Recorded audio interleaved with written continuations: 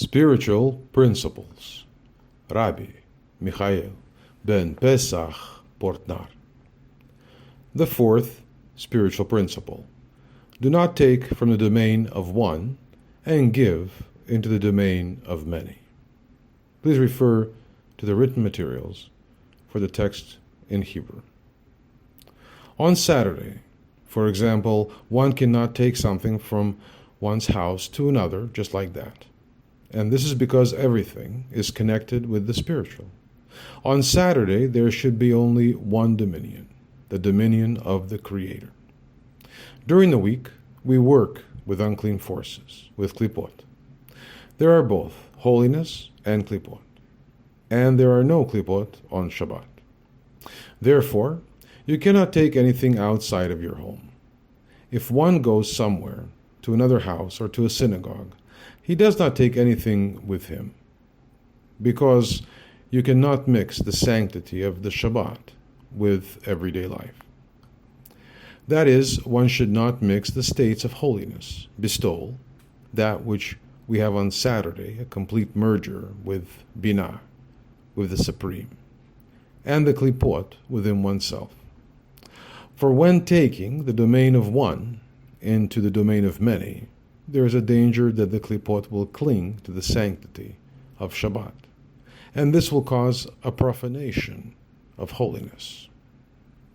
Therefore, those who work in the Torah and the commandments in order to receive, to take everything into their own domain, are said to be taken out of the domain of one and into the domain of many. Taking something from the domain of one and into the domain of many means that they want two domains, that is, the domain of man and the domain of the Creator. When I arrived to The Hague in Holland, I met a very rich man from Russia in the synagogue there. He built a giant fortune after the war.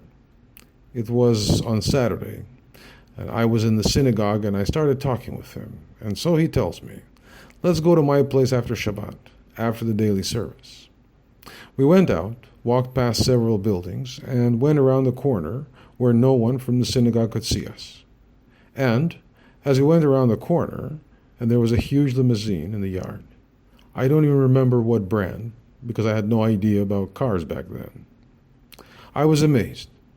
After all, one is not allowed to drive any vehicle on Saturday, as it means taking out of the domain of one into the domain. And he put me in the car, and we drove down several streets leading to his huge posh fashion store in the center of Hague. And there he went upstairs with me to his office, where his wife sat, his employees worked, and the whole shop was working in full swing. I objected to him only when we were alone. I told him, "How can it be so? We were just in the synagogue, prayed to God, united with Him into one. And there's a law, a spiritual principle, that it is impossible to do all this on the Shabbat. After all, even the light cannot be switched on Saturday. And this is precisely for this reason, so as not to go out of the domain of the one, and to remain merged with Him." He answered me very simply, "The synagogue is for God, and this is for man."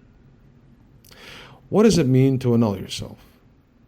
It means to annul the love of oneself, choosing instead the desire to do everything for the sake of heaven.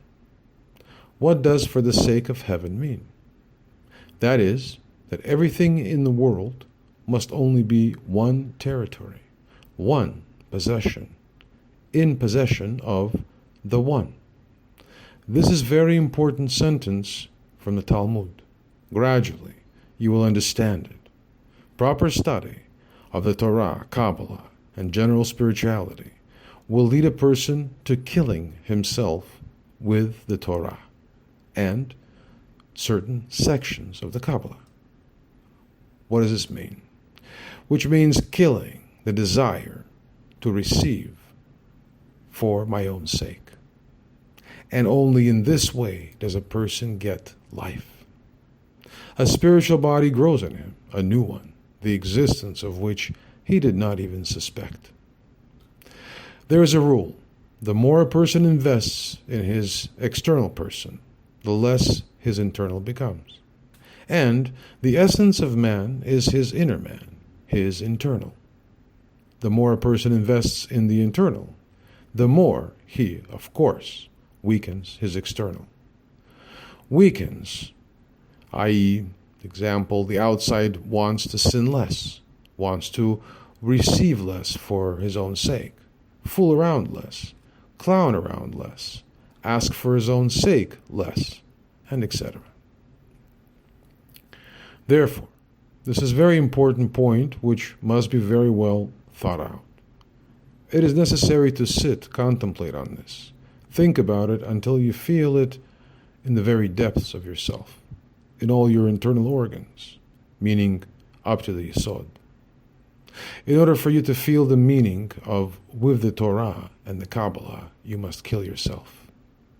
This is the study of the Torah, and only this will lead to your growth, the emergence of you within yourself. Just like a grain that falls to the ground, it must decompose, and then the tree will grow from it. The same should happen in a person. We receive grains from the Torah. We can call it manna from the heavens. And we feed on this eternal bread. And it makes all of these transformations inside us, as a result of which your own I, meaning the outer person in you, is transformed gradually into the I of the inner man, which unites and merges with the Creator. And then a person can become worthy of the Torah, can be worth receiving the Torah, and then he is called by the name of Israel. This is explained by Rav Ashlag, who lived in the epicenter of the fundamentalist ultra-Orthodox world. Take a look at what he writes.